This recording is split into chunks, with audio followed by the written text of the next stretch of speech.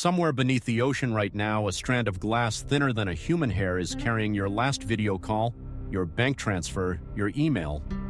Not through a satellite, not through the air, through a cable lying on the seafloor, in some places under 8 kilometers of crushing black water.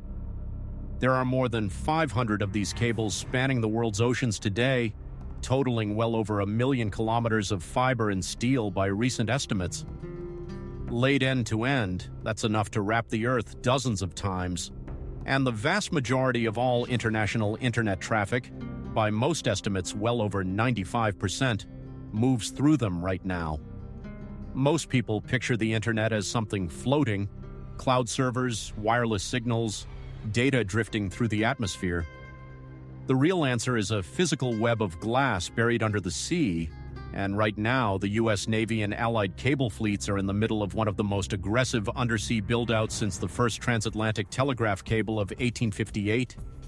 Join Directive One as we trace the whole process, from raw silica in a factory to a working cable on the abyssal plain, every stage, every number. The modern undersea cable era began in earnest in the 1990s, when the internet moved from a government research tool to global infrastructure. By 2000, fiber optic cables had replaced copper entirely. A single modern cable can carry on the order of hundreds of terabits of data per second, enough bandwidth to stream every movie ever made simultaneously, many times over. The cables connect continents, data centers, and financial exchanges. Without them, the global banking system goes dark within hours. That is not hyperbole.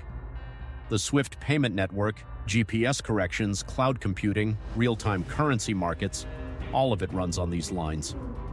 What's most surprising about this infrastructure isn't its capacity, it's how physical and vulnerable it is. A ship's anchor can sever a cable. A submarine landslide can bury one. Sharks, attracted by the electromagnetic fields, have been documented biting through unarmored sections in the Pacific.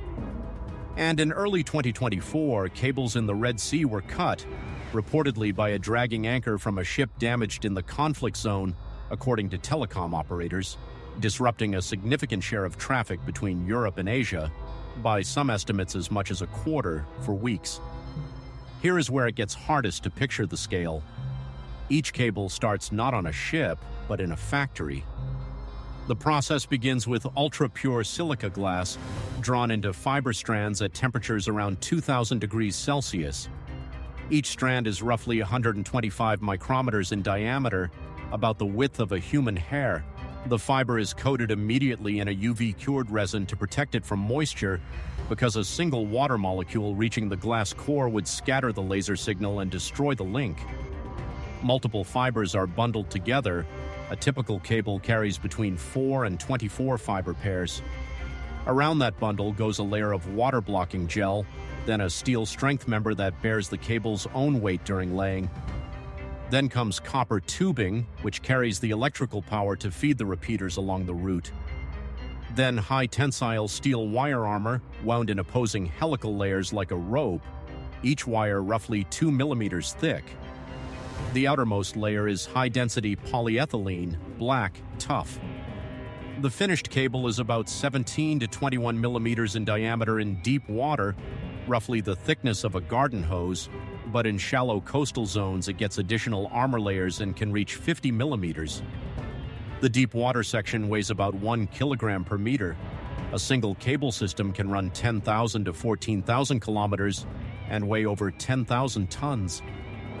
Loading that cable onto a ship is a multi-week operation.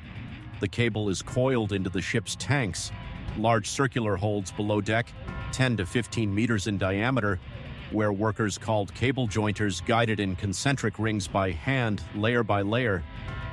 A single cable-laying vessel like the Nexans Skagerrak or the KDDI Cable Infinity can carry between 4,000 and 7,000 kilometers of cable in its tanks. Get the coiling wrong and the cable twists when it pays out, a catastrophic problem at sea. Before the ship leaves port, surveyors have spent months mapping the route. Multi-beam sonar data builds a three-dimensional map of the seafloor, every seamount, every canyon, every sediment plain. The route is engineered to avoid hazards, underwater volcanoes, areas of seismic activity, shipping anchorage zones near ports where anchor strikes are most likely.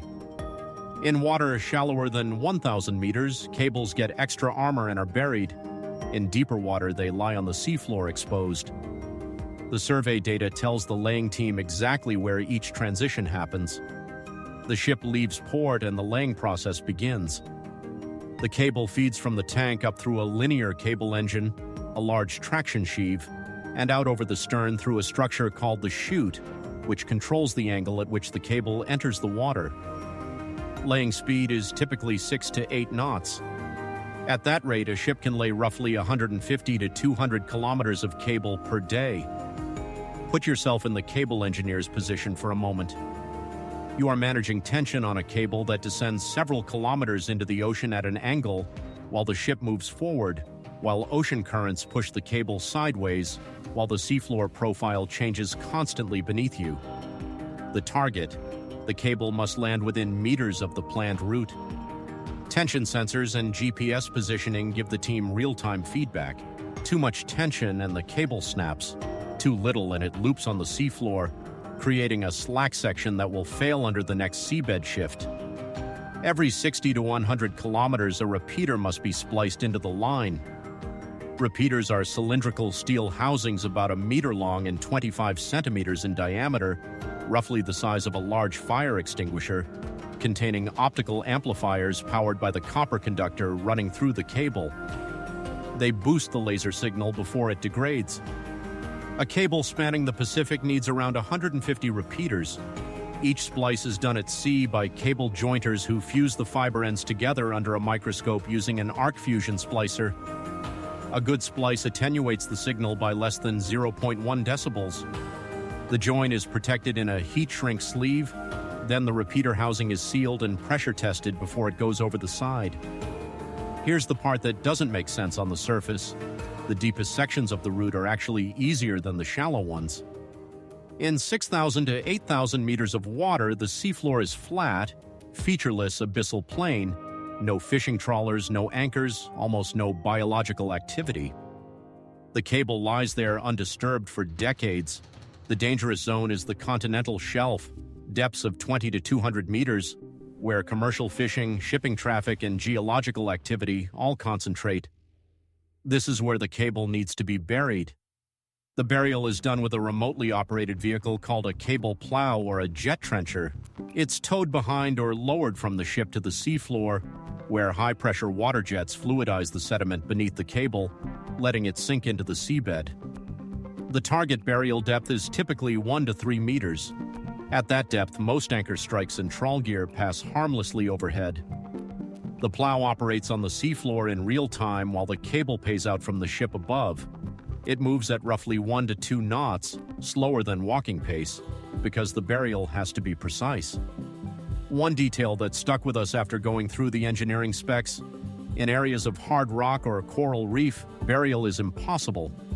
There, the cable is armored with up to 6 layers of steel wire and simply laid on the surface, accepted as the most vulnerable point of the whole system. Engineers call these sections high-risk crossings. They're surveyed by ROV after installation and checked periodically for movement. When a cable breaks, and roughly 100 faults are repaired across the global network every year, according to the International Cable Protection Committee, a repair ship must locate the fault, grapple the cable from the seafloor, bring it to the surface, cut out the damaged section, splice a new cable, and relay it. In deep water, this takes 2 to 4 weeks. In shallow water with heavy traffic, coordinating repairs around shipping lanes can take longer. The repair vessels carry custom grapnel hooks designed to catch the cable without cutting it, and the lift brings thousands of meters of cable up from the deep, a process that can take an entire day just for the recovery. The U.S. Navy's interest in all of this is not incidental. The Navy runs its own classified cable monitoring programs and works closely with allied cable operators to track the physical status of critical links. Following incidents in 2022 and 2024 involving suspected deliberate interference with undersea cables near Taiwan, the Baltic Sea, and the Red Sea, NATO members and the U.S. have accelerated investments in cable protection, including patrol of high-risk zones, faster repair vessel response, and route diversification through new cables that avoid contested choke points. The current build cycle is among the largest since the dot-com boom. Cables like the Two Africa system, nearly 45,000 kilometers long, encircling the entire African continent, and the Bifrost cable connecting the U.S. to Singapore via Indonesia, are a new generation of lines with capacity that dwarfs older systems. The Bifrost cable is designed to carry on the order of hundreds of terabits per second. Google, Meta, and Amazon now fund and own significant portions of new cable systems outright, rather than leasing capacity from telecoms. The internet is not in the cloud. It's a strand of glass laid by hand across the floor of the ocean, buried in sediment by a machine smaller than a bus, spliced by a technician working under a microscope on a ship in the middle of the Pacific. More than 500 of these cables now form the circulatory system of the global economy. The U.S. Navy is racing to keep them intact, because when one goes dark, the world notices within minutes. We'll say what most people overlook. The fragility of this system is a policy failure as much as an engineering one. The cables that carry global communications were built by private consortia with minimal government coordination, running through choke points any adversary can find on a public database. The engineering is extraordinary. The strategic planning around it has lagged by decades. Which megabuild should Directive 1 take apart next? And where are you watching from? Drop it in the comments. We read them.